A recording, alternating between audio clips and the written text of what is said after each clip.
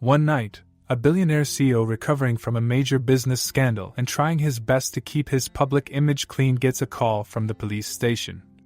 "Hi sir, we have a juvenile here who claims you're his father. You need to come get him immediately." Initially dismissing it as a mistake, he freezes in shock at what the officer at the end of the line says next. The sleek glass walls of Alexander Gray's office reflected the twinkling cityscape of downtown Manhattan. From his towering vantage point, Alexander surveyed the empire he built, the one he nearly lost. The lights of Graytech's headquarters still shone brightly, but their glow no longer brought him pride. Instead, they served as a constant reminder of the scandal that had gutted his legacy and left his name stained in the public consciousness. Months ago, Alexander had been on top of the world, a billionaire with a reputation for innovation and an uncanny ability to turn failing ventures into gold mines. Investors adored him, employees revered him, and the media portrayed him as the quintessential self-made man. Then came the exposé. Graytech had exploited regulatory loopholes to fast-track the development of its flagship energy technology, cutting corners that compromised safety and violated ethics. The backlash was swift and unforgiving. Protesters rallied outside his offices, customers boycotted his products, and journalists dissected every facet of his life, searching for more dirt to spill. Though he had avoided direct legal consequences, the scapegoat of an overzealous project manager had shielded him. Alexander's reputation bore the brunt of the fallout. The court of public opinion had already passed its judgment. Alexander Gray was just another greedy CEO willing to sacrifice integrity for profit. Now, every decision he made was scrutinized, every word he spoke weighed. His days were consumed by endless strategy meetings with his PR team, carefully orchestrated appearances at charity galas, and staged photo ops where he donated oversized checks to causes he barely understood. Alexander didn't care about these events, but they were essential to his plan to claw back public trust. The damage to his ego, however, ran deeper than he cared to admit. Tonight, he sat alone in his office, his tailored navy suit uncharacteristically rumpled and his tie loosened. A cold glass of whiskey sat untouched on the desk beside a stack of documents outlining the next steps in his redemption tour. Reputation is everything. His PR consultant had reminded him earlier that day, emphasizing the need for sincerity in his public persona. The irony wasn't lost on Alexander. Nothing about this felt sincere. Outside the boardroom and beyond the cameras, Alexander had become a man of isolation. He barely spoke to his few remaining friends, brushing off their invitations to unwind or reconnect. Relationships, even casual ones, felt like liabilities now, weaknesses that could be exploited by the press or rival companies. His work, once his passion, had turned into a relentless exercise in damage control. He buried himself in it, seeking solace in the numbers and data that didn't judge him or care about his scandals. Yet, despite his efforts to stay detached, the shadows of guilt crept in during quiet moments. He'd always prided himself on his decisiveness and control, but in his heart, he knew he'd let his ambition blur the lines of morality. The fallout had hurt people, not just financially, but personally. Employees lost jobs, families were affected, and the trust of countless people had been shattered. Alexander rubbed his temples, sighing deeply. He hated these reflective moments, hated how vulnerable they made him feel. Vulnerability was dangerous. It invited chaos, and Alexander had no room for chaos in his carefully ordered world. He glanced at the clock on the far wall. Almost midnight. His team expected him to review the final draft of his keynote speech for an upcoming tech summit, but the words blurred together when he tried to focus. He couldn't summon the energy to care about impressing the crowd, even if his livelihood depended on it.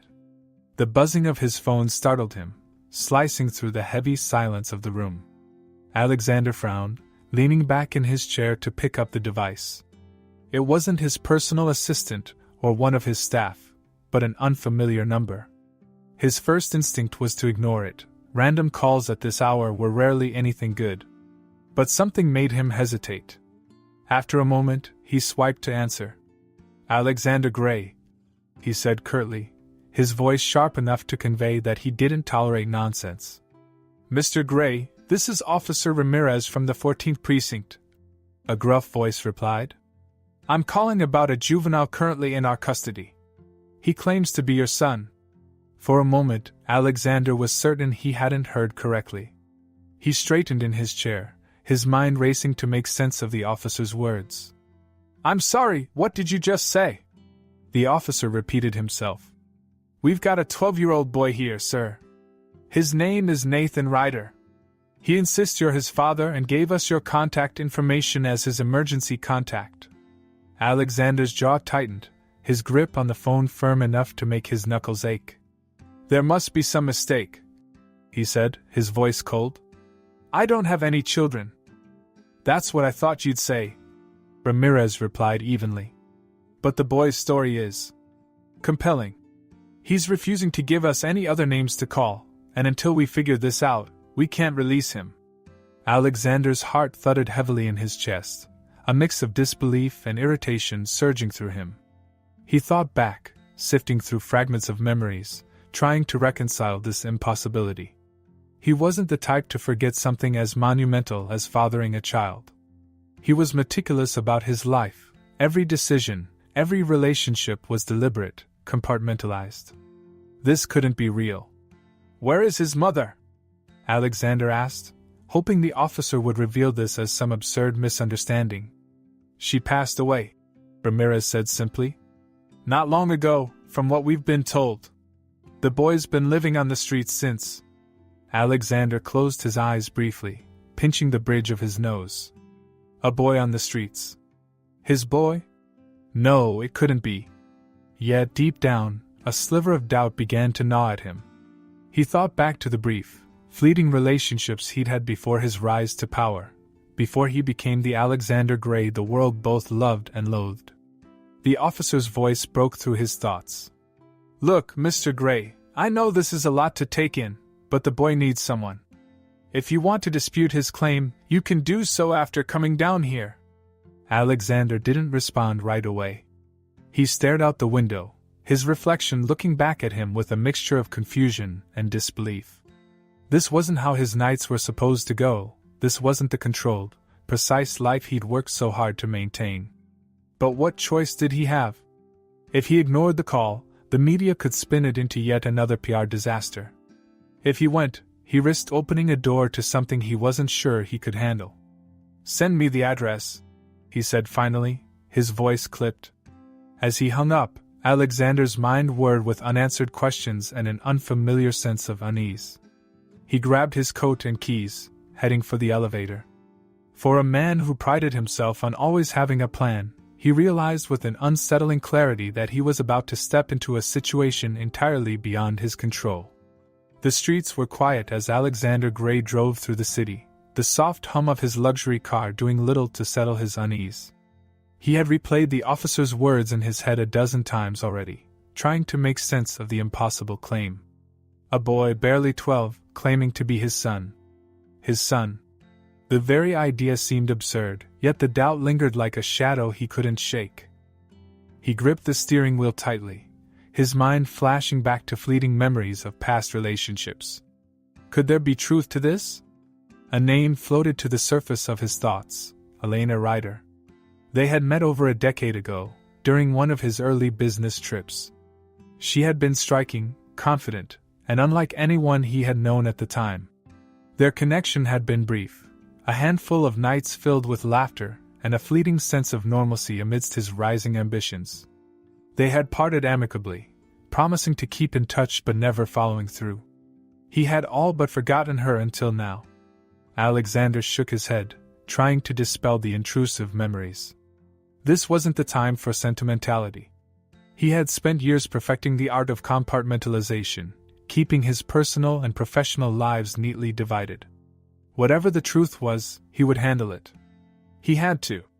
The police station loomed ahead, a stark and unwelcoming building that seemed at odds with the city's polished skyline. Alexander parked and sat in the car for a moment, staring at the entrance. His pulse quickened as he contemplated what awaited him inside. A part of him wanted to turn around, leave this mess for someone else to deal with. But he couldn't. If this got out, the media would have a field day. The scandal could erase whatever progress he had made in rebuilding his image. With a deep breath, he stepped out of the car and walked into the station. The fluorescent lights buzzed faintly, casting a harsh glare over the rows of desks and the officers milling about. A uniformed man approached him, clipboard in hand. "Mr. Gray?" the officer asked, his tone professional but curious. "Yes," Alexander replied curtly, straightening his shoulders. "I'm here about the boy." "Follow me," the officer said, leading him through a maze of desks and down a dimly lit hallway. "He's been cooperative, but he's clearly been through a lot. Says you're his only family?" Alexander didn't respond, the weight of the statement settling over him like a lead blanket. They stopped in front of a small room with a glass window. Inside, a young boy sat on a metal chair, his posture tense but defiant. His dark hair was messy, his clothes slightly torn and stained, and his face bore the weary look of someone who had seen far too much for his age. He looked up as Alexander approached, his eyes narrowing as if sizing him up. Alexander's breath caught for a moment. The boy looked nothing like him, at least not at first glance. But there was something in the way he held himself, the quiet determination in his gaze, that struck a chord Alexander didn't want to acknowledge. The officer opened the door and gestured for Alexander to step inside. "Take your time," he said before leaving them alone. Alexander hesitated, then walked in, the sound of his polished shoes echoing against the tile floor. Nathan's eyes followed him, unblinking and sharp. "You're Alexander Gray," the boy said, his voice steady despite the circumstances. Alexander frowned, pulling out the chair across from him and sitting down. "And you're Nathan Ryder," he replied, his tone measured. "You told the police I'm your father." Nathan leaned back slightly, his expression unreadable. "You are." "I think you're mistaken," Alexander said, folding his hands on the table. "I don't have any children. That's what you'd like to think." Nathan shot back, his tone laced with sarcasm. "But my mom told me the truth. Said you were some big-shot CEO too busy with your empire to care about us." The words stung more than Alexander expected. He frowned, his mind racing to piece together what little he remembered about Elena. She hadn't mentioned a child, not once during their brief time together. Could she have kept it from him? Or was this some elaborate scam? "I don't know what your mother told you," Alexander said, his voice hardening. "But this is a serious claim. If it's not true, it is true." Nathan interrupted, his voice rising. "She didn't want anything from you. She never even told me your name until she got sick." The anger in Nathan's voice gave way to something softer, something raw. He glanced away, blinking quickly, and Alexander felt an unexpected pang of guilt. "What happened to her?" he asked, his tone quieter.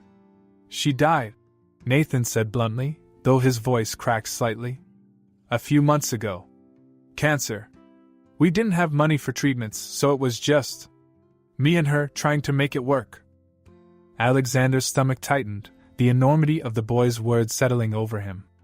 If this was true, if Nathan really was his son, then he had failed them both in ways he hadn't even realized. "Why didn't she tell me?" he asked, more to himself than to Nathan. Nathan scoffed. "Because she didn't trust you. Said you just throw money at the problem and disappear again. But I don't care about your money. I didn't know who else to call." Alexander looked at the boy, really looked at him, and saw the exhaustion etched into his face. He saw the anger, yes, but also the vulnerability beneath it, the same vulnerability Alexander worked so hard to hide in himself. He wanted to say something, anything, but the words wouldn't come. The door opened, and Officer Ramirez stepped in. "Mr. Gray," he said, his tone neutral, "we'll need to figure out next steps. You can take him home for the night, or we can call social services." Alexander stiffened. He wasn't ready to take the boy, this stranger, into his life. Yet the thought of leaving Nathan to navigate the foster system gnawed at him in a way he couldn't ignore. "I'll take him," he said finally, surprising himself. Nathan looked up, a flicker of surprise crossing his face before it was replaced by guarded skepticism. "You don't have to pretend you care," he muttered. Alexander didn't reply, standing and signaling for Nathan to follow. They walked out of the station together, the silence between them heavy but not hostile. As they reached the car, Alexander opened the door for Nathan, who hesitated before climbing in. As Alexander settled into the driver's seat and started the engine, he stole a glance at the boy beside him. Nathan stared out the window, his expression unreadable, but Alexander couldn't shake the feeling that he was staring at a reflection of himself, lost, guarded, and alone. For the first time in years, Alexander felt a spark of something unfamiliar and unsettling: responsibility. The ride home was steeped in silence, broken only by the occasional sound of a turn signal or the hum of the engine. Alexander stole a glance at Nathan, who sat stiffly in the passenger seat, staring out the window. The boy's face was illuminated by the passing streetlights, revealing more than Alexander wanted to admit: tired eyes that seemed too old for his age, a sharpness that came from enduring more than any child should have to. Alexander gripped the wheel tighter, his thoughts whirling. How had this become his life? He, a man who prided himself on control, was now driving home with a child he didn't know, a child who claimed to be his son. Part of him wanted to dismiss it all as some elaborate misunderstanding. Yet, as he looked at Nathan, the doubt gnawed at him. There was something undeniable about the boy's presence, something that forced Alexander to confront questions he wasn't ready to answer. When they arrived at the penthouse, the opulence of the building felt almost offensive in the context of the evening. The valet took one look at Nathan, his ragged clothes and wary demeanor, and quickly averted his eyes. Alexander ignored it, motioning for Nathan to follow him into the elevator. The boy trailed behind, silent but observant, his sharp gaze taking in everything. As they stepped into the sprawling penthouse, Nathan let out a low whistle, the first sound he'd made since they'd left the station. The living room was a picture of modern luxury, sleek lines, muted tones, and a view of the city that could take anyone's breath away. "Nice place," Nathan muttered, his tone a mix of awe and sarcasm. "Guess this is what being a billionaire gets you." Alexander sighed, setting his keys on the counter. "You can sleep in the guest room," he said, ignoring the jab. "Bathroom's down the hall. We'll figure things out in the morning." Nathan didn't move. Instead, he crossed his arms, his gaze fixed on Alexander with a defiance that made him seem older than 12. "You really don't remember her, do you?" he asked, his voice sharper than before. Alexander froze. He turned slowly, meeting the boy's gaze. "Your mother?" "Elena Ryder," Nathan said, his voice heavy with accusation. "You barely even remember her name, do you?" The name hit Alexander like a gust of cold wind. He hadn't heard it spoken aloud in years, but it brought with it a flood of memories: her laughter, her wit, the way she could disarm him with a single look. He had remembered her, but not like this. Not as the woman who had carried his child. "I remember her," Alexander said quietly, his voice lacking its usual authority. "Good for you," Nathan snapped. "Because she sure as hell remembered you." The boy's words stung, but Alexander didn't react. He knew better than to escalate. "She never told me about you," he said, his tone carefully measured. "If she had, would it have made a difference?" Nathan interrupted. "Would you have actually cared, or would you have just thrown money at her and moved on?" Alexander took a step closer, his jaw tightening. "You don't know anything about me," he said, his voice low but firm. "And you don't get to make assumptions." Nathan shrugged, his face impassive. "I know enough. I know she didn't want to tell you because she thought you'd ruin us. I know she worked herself to the bone to keep a roof over our heads. And I know she died because we couldn't afford the help she needed." The words hung in the air, heavy and unrelenting. Alexander felt an unfamiliar tightness in his chest, a mix of guilt and anger that he couldn't quite place. He wanted to defend himself, to argue that he hadn't known, but what would that change? The facts were laid bare, and no excuse would erase what the boy had endured. "How long have you been living on the streets?" Alexander asked finally, his voice softer now. Since she died, Nathan said flatly. Couple of months. I tried staying at the shelter, but it's not exactly safe for kids. Figured I was better off on my own. Alexander swallowed hard. The thought of a 12-year-old fending for himself on the streets was unbearable, yet here Nathan stood, resilient despite everything. Why call me now? Alexander asked, his voice tinged with something almost like curiosity. Why not go to someone else? Because there's no one else, Nathan said simply. You're it. My mom didn't trust anyone, and neither do I. But she told me about you, said you'd probably be my last resort if things ever got bad enough.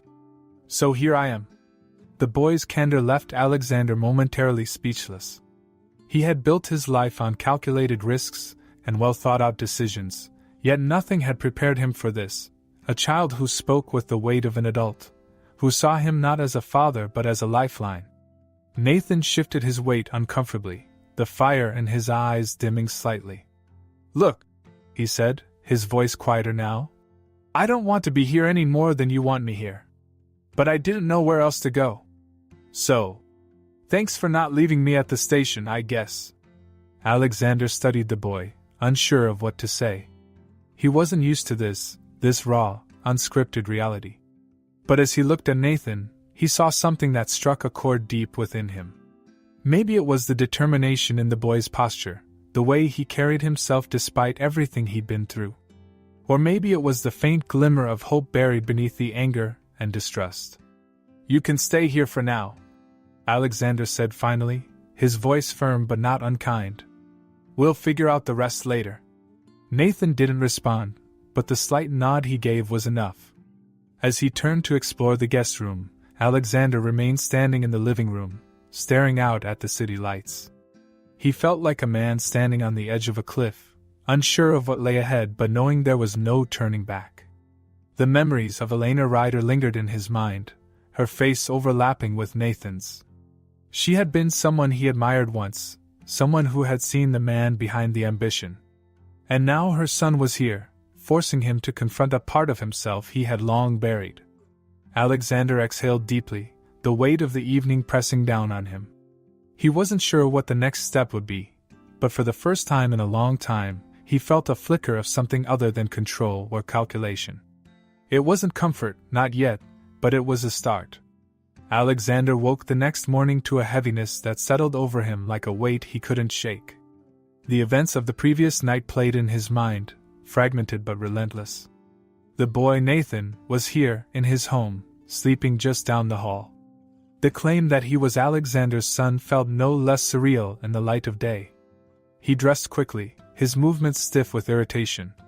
The logical part of him wanted answers, proof that the boy's story was real. He'd already placed a call to his lawyer, who promised to arrange for a DNA test immediately. But the test would take time, and until then, Alexander was stuck in limbo. He didn't like limbo. As he stepped into the kitchen, he found Nathan already there, sitting at the counter with a bowl of cereal. The boy didn't look up, his focus fixed on the bowl as if it held the answers to every problem in the world. You're up early, Alexander said, his tone neutral. Nathan shrugged, still not looking at him. Used to it. Can't sleep much these days. Alexander studied him for a moment, unsure of what to say. He wasn't used to this kind of interaction, and Nathan didn't make it any easier. The boy's walls were up, as solid and unyielding as his own. We'll need to get a few things straight while you're here, Alexander said, stepping toward the counter. First, this arrangement is temporary. Once the DNA test is done, we'll know the truth. Nathan finally looked up, his expression sharp.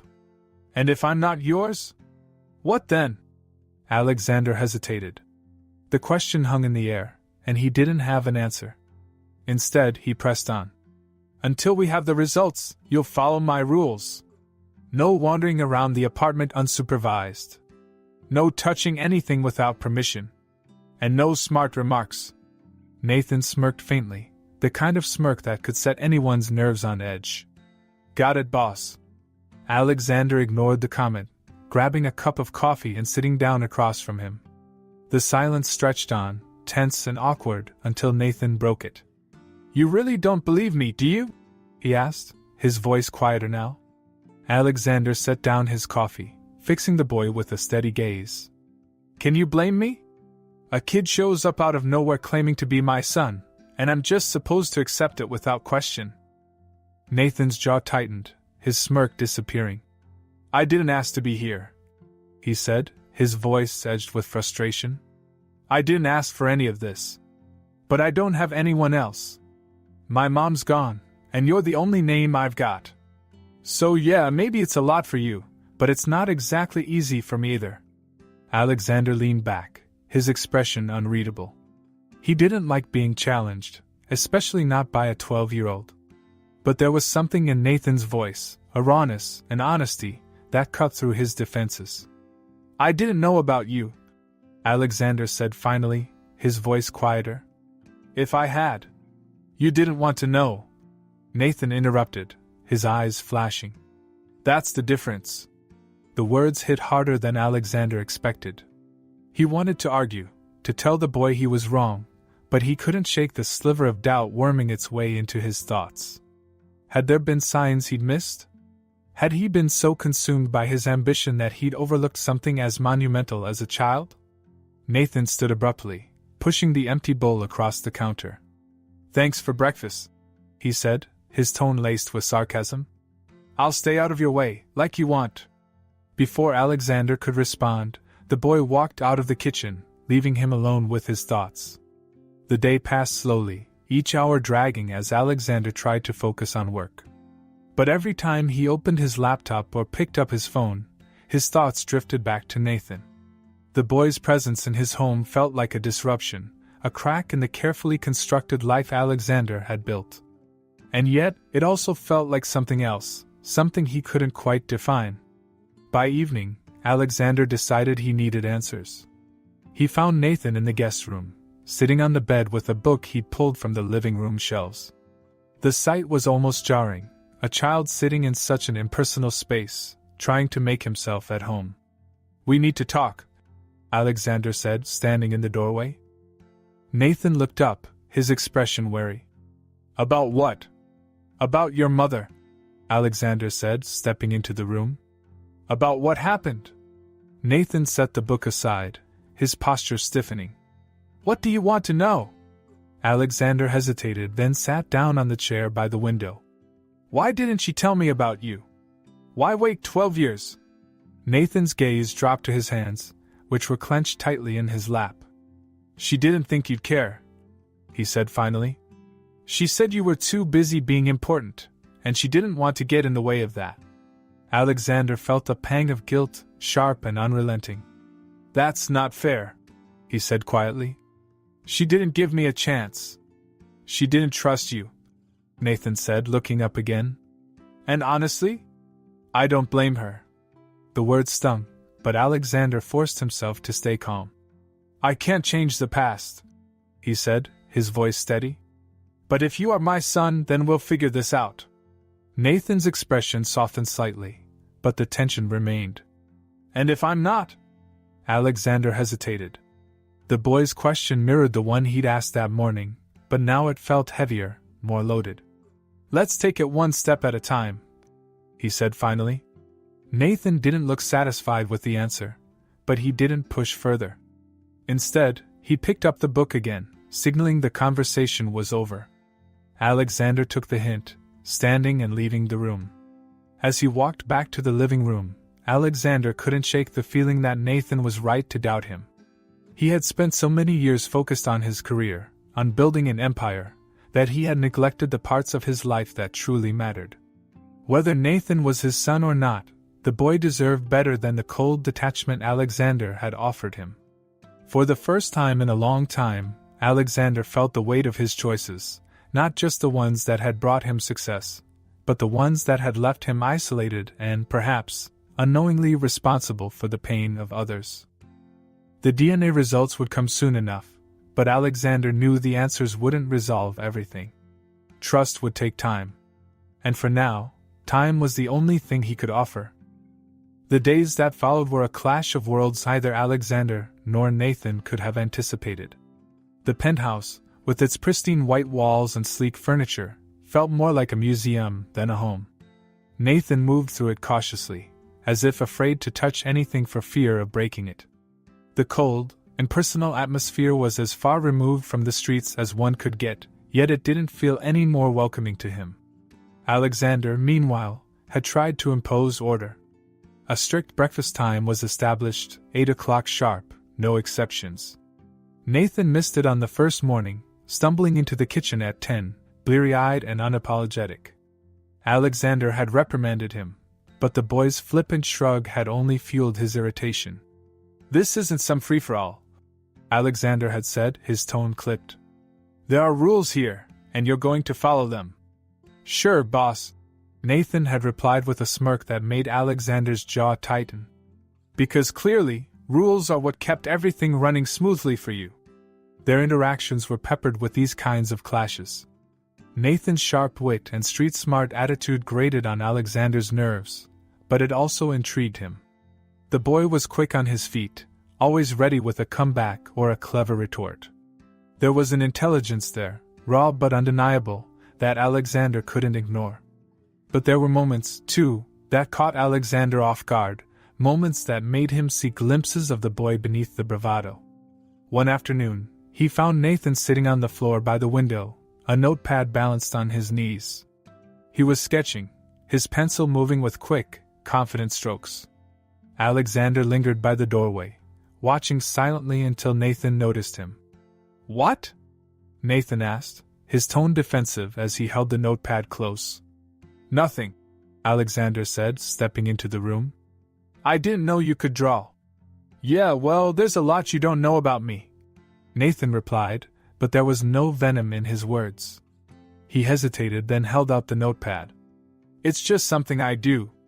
Helps me think." Alexander took the notepad and studied the drawing.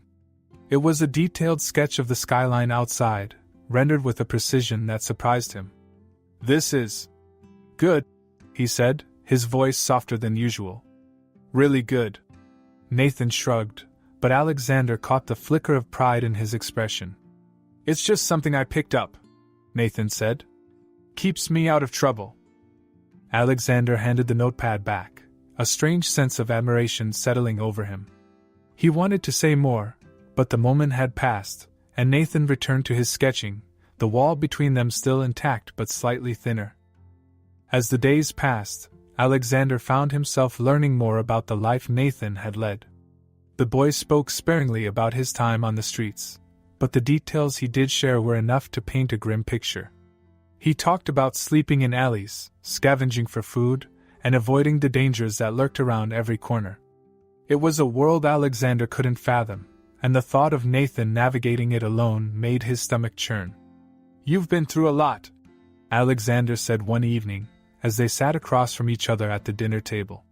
He had insisted on a formal meal, though Nathan had rolled his eyes at the idea. "More than any kid should have to." "Yeah, well," Nathan said, stabbing at his food with a fork. "You learn to deal with it. No point feeling sorry for yourself." "That's a harsh lesson for someone your age," Alexander said, his tone tinged with regret. Nathan looked up, his eyes narrowing. "And whose fault is that?" he asked pointedly. Alexander didn't answer. He couldn't. The boy's question was a direct hit, and for all his power and control, Alexander had no defense against it. Then, the DNA results arrived. The envelope sat on the counter for hours before Alexander finally opened it. He had delayed, not because he doubted the outcome, but because he wasn't ready to face what it meant. When he unfolded the paper and saw the confirmation in black and white, he felt a mix of emotions he couldn't quite name. Relief, perhaps, that the uncertainty was over. Guilt, certainly, for the years lost. And something else, something deeper and more unsettling. Later that evening, he found Nathan sitting in the living room, flipping through channels on the massive TV. The boy looked up as Alexander entered, his expression unreadable. "I got the results," Alexander said, his voice steady but low. Nathan set the remote down, his body tense. "And? You're my son," Alexander said, the words feeling heavy in his mouth. Nathan's shoulders sagged slightly, though whether it was from relief or resignation, Alexander couldn't tell. Told you, Nathan said, his tone lacking its usual bite. Alexander sat down across from him, the distance between them feeling both vast and intimate. I'm sorry, he said, the words coming unbidden but necessary. For not being there. For not knowing. I should have, doesn't matter. Nathan interrupted, though his voice wavered. What's done is done. It does matter, Alexander said firmly. I can't change the past, but I can do better going forward. Nathan looked at him, his expression a mix of hope and skepticism. We'll see, he said quietly, picking up the remote again. Alexander didn't press further. He knew trust wouldn't come overnight, and he couldn't expect Nathan to forgive years of absence with a few words. But for the first time, he felt a glimmer of something he hadn't felt in a long time, connection. It was fragile, like a thread stretched thin, but it was there. As the evening wore on, they settled into a tentative truce. Alexander watched as Nathan navigated the penthouse with a little more ease, his defenses still up but not as impenetrable. And for the first time in years, Alexander felt a sense of purpose that went beyond his work, beyond his carefully crafted image. He wasn't sure what the future held, but he knew one thing: he wouldn't let Nathan face it alone. The revelation of the DNA test lingered in Alexander's mind, a constant, weighty reminder of a past he had long buried. Now, it wasn't just his to carry. Nathan was living proof of a life he had overlooked, a life that could have been profoundly different if he had known. The boy's presence in his home was a daily confrontation with the consequences of his choices, or perhaps his failures to make any choice at all. Over the next few days, Alexander found himself consumed by thoughts of Elena Ryder. Her name, her face, the sound of her laugh, it all came rushing back to him with startling clarity. She had been different from anyone he'd met back then, full of life and conviction, someone who hadn't been afraid to call him out when he was wrong. Their time together had been brief but vivid, a fleeting escape during a business trip to Chicago 12 years ago. He remembered their late-night conversations over cheap takeout and how, for a few days, he had felt like just a man, not a rising star in the corporate world. But then life had pulled him back. He had returned to New York, to his burgeoning empire, and their connection had faded into the background. He hadn't reached out, too consumed by his own ambitions to consider what might have been. And now, years later, the consequences of his neglect sat across the dining table every night, barely touching his food and staring at Alexander with wary, accusing eyes. The guilt gnawed at him. He couldn't change the past, but he could understand it. He began searching for traces of Elena's life, piecing together the years she had spent raising Nathan alone. Calls to old contacts and discreet inquiries revealed the challenges she had faced, working long hours at a diner, struggling to pay rent, and eventually dealing with her illness while trying to shield her son from the worst of it. Alexander sat at his desk late one night, staring at a photo of Elena that an old acquaintance had sent him. It was a grainy, candid shot of her at the diner, laughing with a coworker. Her smile was as radiant as he remembered, but there was a weariness in her eyes that hadn't been there before. He couldn't help but wonder how much of that weariness he had contributed to. The next morning, he tried to push past the guilt and focus on Nathan. He resolved to make an effort to bridge the growing divide between them. But Nathan, as always, wasn't an easy participant. "You're not eating enough," Alexander said over breakfast, watching as Nathan pushed a piece of toast around his plate. "Didn't know you were my nutritionist now," Nathan replied, not looking up. Alexander sighed, setting down his coffee. "I'm trying to have a conversation here." "Yeah, well, maybe don't start with how I'm not eating right," Nathan said, finally meeting his gaze. His tone wasn't hostile, but it was dismissive, a clear signal that he wasn't interested in whatever Alexander was trying to do. Undeterred, Alexander shifted gears. "What do you want to do today? We could go see a movie, maybe check out some art galleries. I noticed you've got an eye for sketching."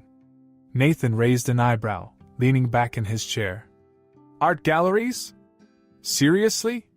You might enjoy it." Alexander said, forcing himself to remain patient. It could be inspiring. Nathan rolled his eyes. You think dragging me to some fancy gallery is gonna make me forget how much you've screwed up? Alexander's jaw tightened, but he swallowed his frustration. I'm not trying to make you forget anything. I'm trying to spend time with you. Sure you are, Nathan said, standing abruptly. Because it's easier than dealing with the fact that you weren't there when it actually mattered. Alexander stood as well, his tone hardening. I didn't know, Nathan. I've told you that. If I had, yeah, you'd have thrown some money at us and called it a day.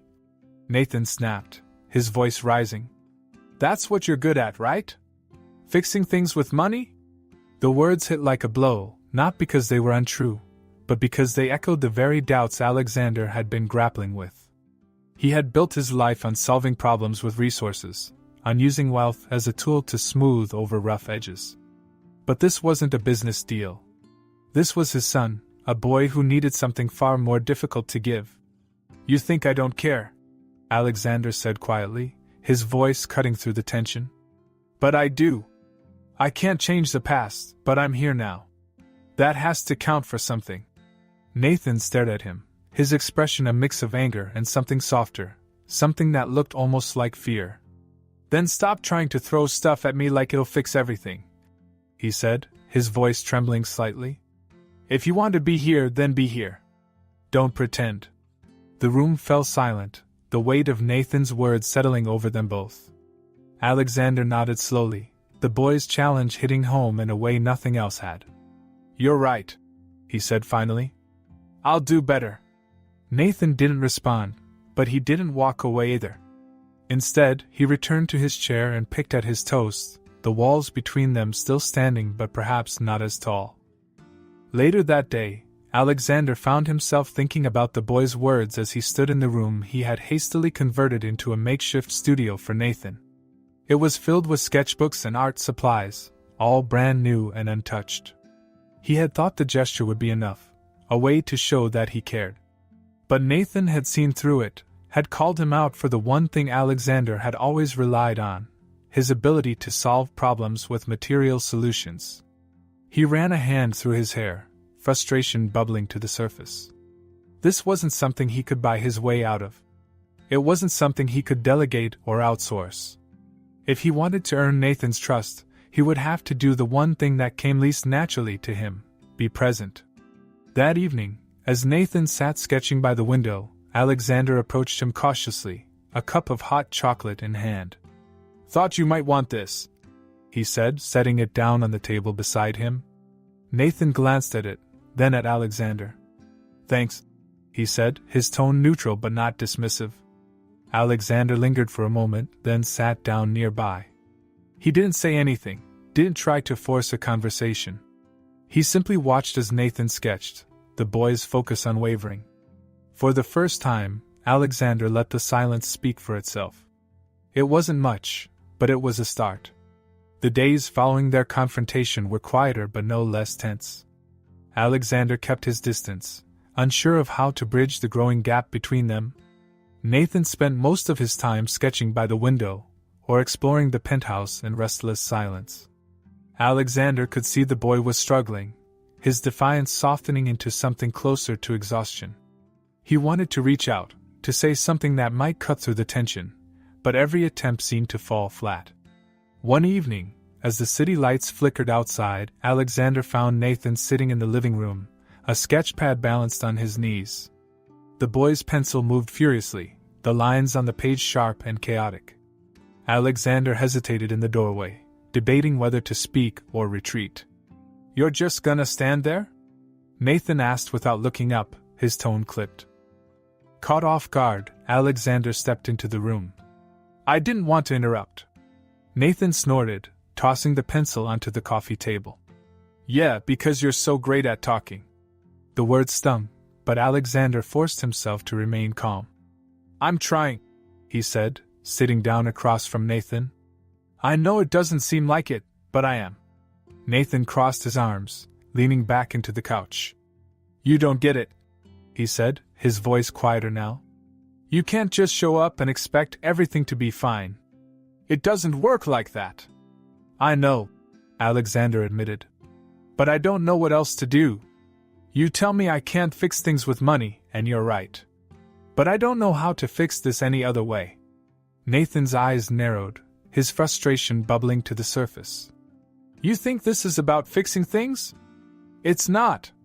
You weren't there, and now you think just being here fixes everything? It doesn't. The rawness in Nathan's voice cut through Alexander like a blade. He wanted to defend himself, to explain that he hadn't known, but Nathan didn't give him the chance. You don't even know me, Nathan continued, his voice trembling. And why would you? I'm just some kid who showed up out of nowhere, asking for something you didn't even know you had to give. Alexander leaned forward, his hands clasped tightly together. You're right.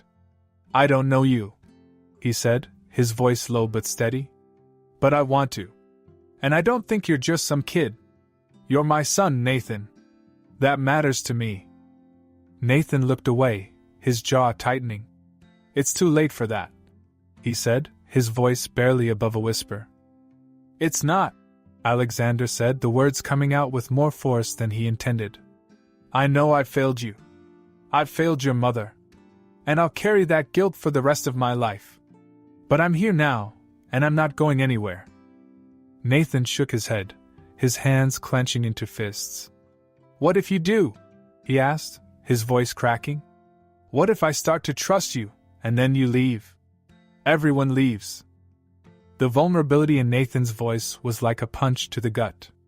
For a moment, Alexander didn't know what to say. He had always prided himself on his ability to handle any situation, but this was uncharted territory.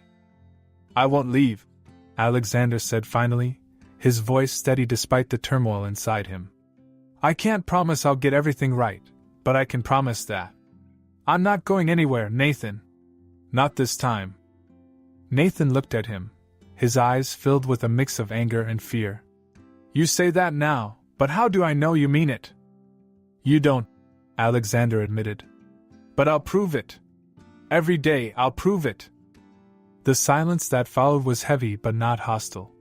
For the first time, Alexander felt like they were standing on common ground, however shaky it might be. As the days passed, the atmosphere between them began to shift. The sharp edges of their interactions softened, and small moments of connection started to emerge. Alexander made a conscious effort to be present, not just physically, but emotionally. He asked Nathan about his sketches, listened when the boy talked about his favorite artists, and even accompanied him on walks around the city to explore street art. One afternoon, as they passed a mural near a park, Nathan stopped, his gaze fixed on the intricate design. That's amazing, he said, his voice filled with awe. The way they use colors to create movement. It's like it's alive. Alexander watched Nathan's face, captivated by the boy's passion. You could do something like that, he said. Nathan scoffed. Yeah, right. Like anyone would let some kid paint a wall. Why not? Alexander asked. You have the talent. If it's something you care about, we'll find a way to make it happen. Nathan looked at him, his skepticism clear. You'd really do that? Yes, Alexander said without hesitation. If it's important to you, it's important to me. For the first time, Nathan smiled, not a smirk or a sarcastic grin, but a genuine smile. It was fleeting, but it was enough to give Alexander hope. Back at the penthouse, Alexander continued to support Nathan's interests. He enrolled the boy in an art program, bought him books about street art and murals, and encouraged him to pursue his passion. Nathan, in turn, began to let his guard down, his sharpness giving way to a warmth Alexander hadn't seen before. One evening, as they sat in the living room, Nathan showed Alexander a sketch he'd been working on. It was a design for a mural, filled with bold lines and vibrant colors. This is incredible, Alexander said, his voice filled with genuine admiration.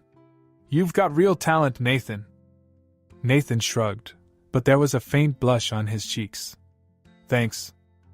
Alexander smiled, feeling a warmth he hadn't experienced in years. For the first time, He felt like he was doing something right, not as a CEO or a businessman, but as a father. Their relationship was far from perfect, but it was growing, piece by piece. And for Alexander, that was enough. For now, it was enough. The days turned into weeks, and the uneasy truce between Alexander and Nathan slowly evolved into something deeper. The guarded distance that had defined their relationship softened, replaced by moments of genuine connection. Alexander found himself rearranging his schedule to make time for Nathan, not out of obligation, but because he wanted to. For the first time in years, he realized his life wasn't defined solely by meetings, numbers, and public appearances. It wasn't easy. Balancing his work and his newfound role as a father was a challenge Alexander hadn't anticipated. Grey Tech was in the middle of restructuring after the scandal, and every day brought new fires to put out. Yet, every evening when he returned home, seeing Nathan waiting for him, often with a sketchpad in hand and some sarcastic remark ready, made the chaos of the day seem worthwhile. One evening, as they sat on the couch watching a documentary about urban art, Nathan turned to him. "Why do you work so much?" he asked, his tone more curious than accusatory. Alexander hesitated, caught off guard by the question. "It's what I've always done," he said after a moment. "It's how I built everything I have." "Yeah, but do you even like it?" Nathan pressed. "Or is it just something you have to do?" Alexander leaned back, his gaze drifting to the city lights outside the window. It was a question he hadn't allowed himself to consider in years. "I used to love it," he admitted. "The challenge, the excitement of creating something from nothing. But somewhere along the way, it stopped being about that. It became about keeping up appearances, meeting expectations." Nathan nodded, his expression thoughtful. "You don't have to do that, you know. Pretend to be perfect. People don't really care about that as much as you think." The simplicity of Nathan's words struck Alexander in a way few things ever had. He had spent so much of his life trying to project an image of perfection, yet here was his son, telling him it wasn't necessary. For the first time, Alexander allowed himself to imagine a life that wasn't dominated by work, a life where he could prioritize what truly mattered. The decision came the next morning. Alexander called his assistant and canceled all non-essential meetings for the week. Then he reached out to his PR team with a request that made them pause. He wanted to issue a public statement acknowledging Nathan as his son. It was a risk, and he knew it. The media would pounce, dissecting every aspect of their story. But for once, Alexander didn't care about the optics. This wasn't about saving face or controlling the narrative. It was about Nathan. The statement was simple but heartfelt. Alexander spoke of his newfound role as a father, and the journey he and Nathan were on together. He didn't shy away from his past mistakes or the challenges they'd faced, and he made it clear that Nathan was now the most important part of his life. The response was unexpected. Where Alexander had braced for backlash, he was met with an outpouring of support.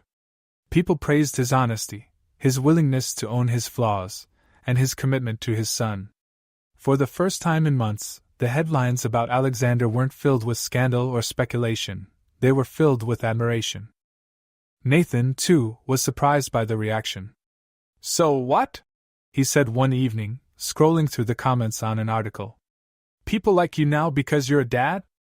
"Something like that," Alexander said with a small smile. "But it's not about them. It's about us." The turning point came at a community event a few weeks later.